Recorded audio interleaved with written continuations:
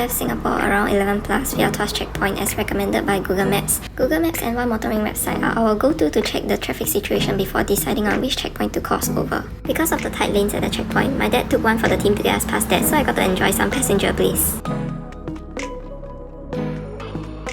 There were mountains and mountains of palm trees that went on for the next 4 hours, but lucky for you, my dad tossed me to the driver's seat at the very first rest stop that we saw so that we can just enjoy 5 seconds of palm fields. We took the AH2 highway and racked up a 85 ringgit toll to KLCC. If you are driving into Malaysia from Singapore, I would really recommend you to get a touch and go card before entering Malaysia to pay for tolls and parking. We actually stopped to have lunch at another rest stop, and funny story, I ordered kampung nasi goreng, ayam bihun soup and teh tarik, and the waitress started talking to me in full Malay, which I actually didn't know Malay at all besides food dishes here, so it was pretty awkward for 5 seconds. And we finally reached KL and my dad took over the wheel again because it was city centre and traffic has a bad reputation there. We were rushing to eat at 168 claypot chicken rice because I thought it closes at 4 PM, but luckily we were slow because it actually opens at 4 PM. I also tried to video the very delicious claypot chicken rice but clumsy fingers. We stayed at the Traders Hotel in KLCC and it was such a nice place. My dad told them it was their anniversary so they gave us lots of rose decorations. And we got a twin tower view room for direct view. Moving on, they also upgraded my parents to a larger room, but because of the last minute's arrangement, there were no roses here.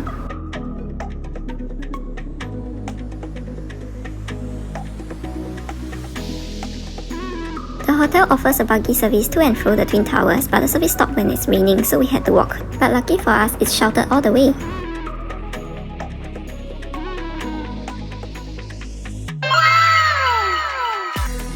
OMG, so up close with an F1 car. So we had dinner at a Korean restaurant in the mall, but I guess I was too hungry and I forgot to take video. But here's a bingsu for the dessert. Pretty hype live band at the mall entrance.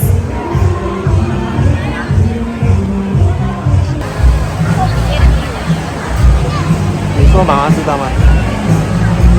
所以你说是海鸥吗？ Yeah, but what are those things swarming around the top of the Twin Towers?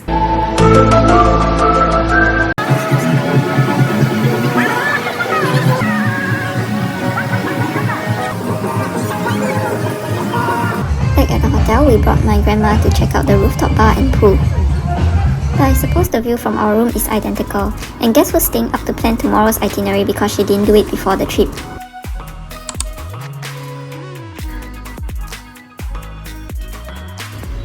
Woke up early to catch breakfast. Is it just me or do I usually eat 2 slices of bread for breakfast, but hotel buffets just make me eat 2 meals at once? Hehe! But Dad is having his food coma early on, and I'm very sad to check out of this beautiful hotel, but it's time to hit the road. But I've taken the wheel again for the highway stretch, and there were some serious skid marks and railing damage along the way to keep me on my toes, and we found 2 main roads to Cameron Highlands, one via AH2 on the left and 2 the longer road on the right. While we took AH2 up north, we quickly figured out that it might have been the wrong choice, as the highway disappeared halfway into narrow 1-lane mountainous roads. If there's a slow bus or truck, there's no way of overtaking, and cars are squashed to the sides if a car from the opposite direction appears. We also saw durian stalls along the way, but we didn't dare to stop and eat. Look out for a couple of waterfalls along this road as well. Didn't get to capture it on camera. We finally reached Cameron Highlands after the treacherous drive, and we stopped at the first tea house we saw. Ample parking space at Cameron TS1, and we got a feel of the cooling temperature here. This brand has a total of 3 tea houses, but the menus and price are all the same, so stop by any that has parking space. There were great views at the dining area, but the food selection was more western type, and generally food in Cameron is more expensive than the rest of Malaysia. They have an entrance fee to pay if you want to tour the tea fields and extra charges to take the buggy, so we decided to pass as we'll be visiting Bo Tea Plantation tomorrow. After eating, we drove a bit more and reached the second tea house. Then it started raining, so we checked into our hotel. We found this Century Pines resort from another YouTuber, and it is a nice place, slightly further from most of the attraction, but if you have a car, it will be fine. As it continues to pour, we went to the healthy strawberry farm that is completely sheltered. Attached to the farm is this nursery where there were other flowering plants and succulents for sale. We didn't bring any back, but it is still very interesting to look around. The farm also offers strawberry picking, but we weren't really into that. Hey look, it's a fallen stevia plant and it's my first time seeing this sweetener in real life. By the way, temperatures here stays around 20 degrees Celsius all year round, which is great for the strawberries and my comfort. While I initially thought that the strawberry area was quite small, the farm was actually really huge and extended uphill. Although we didn't pick them, we had to try some strawberries. Drenched in chocolate and sugar. And it was high time we headed to the night market for dinner. Parking here is scarce and it's really crowded, so I would suggest to park somewhere further and walk in. There are all sorts of things here, including vegetable, fruits, honey, cooked food, and even toys. So we just bought whatever we felt like eating, like takoyaki balls, some kebab,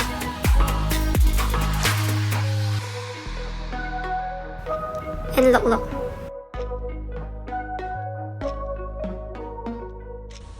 Starting our day at 7:30 AM for hotel breakfast.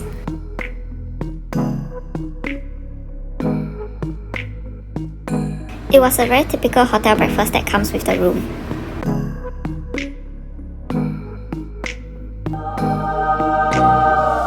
Starting our day cloudy with low-lying clouds.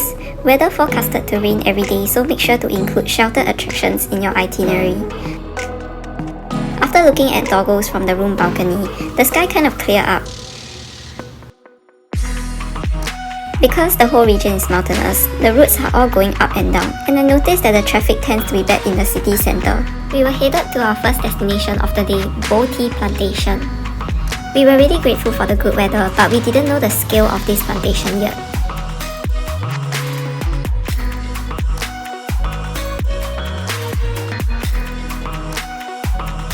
And we were really amazed by the scale of this plantation, which covered several hills. The landscape is really magnificent, and there are a few photo points where you can stop in a nook of the road. Yup, just because it rains every day doesn't mean you can forget sun protection.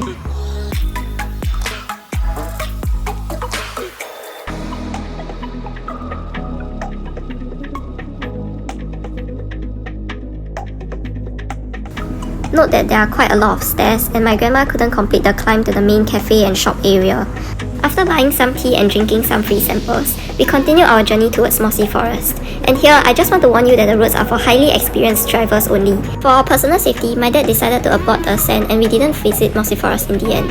If you are not confident of driving around this area, you can book a day tour on Klook and the driver will pick you up from your hotel and drive you around the attractions. But like I said, take note of traffic jams. The Time Tunnel Museum was a good museum to chill at during the rain and to see more of the 20th century. Next, we visited the new agro market. There is a theme garden that is completely sheltered.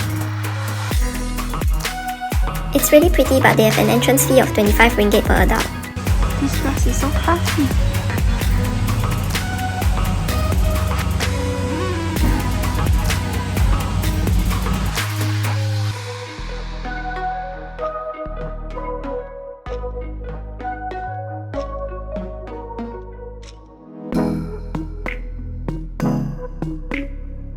There's also a Santorini-themed area that looks quite nice for photos, but it is also on a really steep hill.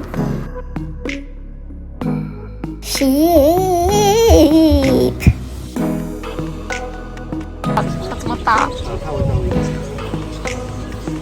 它为什么跑掉？它在做什么？它没有吃草，它吃那个石头哎。And into the aviary. There were many cool colourful birds here, and also this white albino peacock.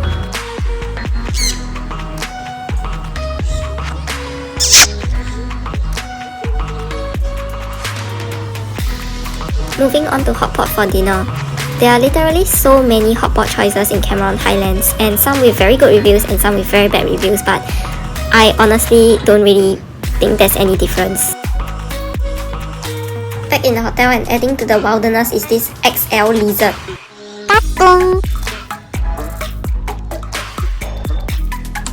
We were pleasantly surprised by the blue skies, but by now we know that weather here changes faster than I change clothes. Finishing up our last day in Cameron with a walk in a rather muddy park, which was just nearby our hotel.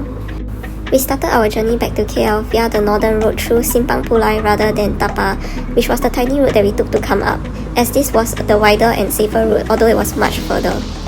Finally, we reached our stopover at Amari KL near Mid Valley. It costs similar to our first hotel, but it just doesn't hit the same. Doesn't come with breakfast and the views are not as nice. Only good thing is that it's walkable to Mid Valley Mega Mall with supermarkets.